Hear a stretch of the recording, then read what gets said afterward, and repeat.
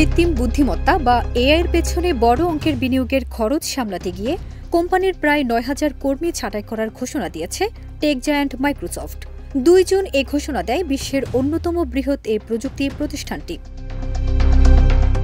২০২৪ সালের জুন পর্যন্ত মাইক্রোসফটের বিশ্বব্যাপী মোট কর্মী সংখ্যা ছিল প্রায় ২,২৮,০০০। এর মধ্যে গত মে মাসেই কোম্পানি প্রায় ৬,০০০ কর্মী ছাঁটাই করে। ব্লুমবার্গ নিউজ গত মাসে জানায়, প্রতিষ্ঠানটি বিক্রয় বিভাগ সহ আরও হাজার হাজার কর্মী ছাঁটাই করার পরিকল্পনা করছে।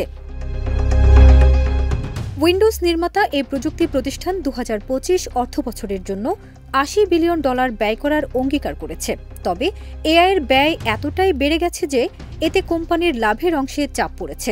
এমনকি জুনের শুরুতে তাদের ক্লাউড বিভাগ থেকেও গত বছরের তুলনায় লাভ কমে আসবে বলে ধারণা করা হচ্ছে।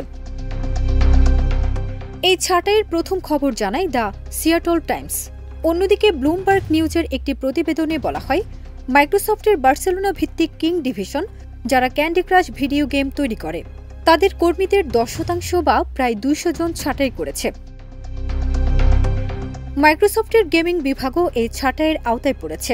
তবে পুরো বিভাগ এর আওতায় নয় বলে বার্তা সংস্থা রয়টার্সকে নিশ্চিত করেছে প্রতিষ্ঠানটি। ফারজানা নিকিতা, দেশ রূপান্তর।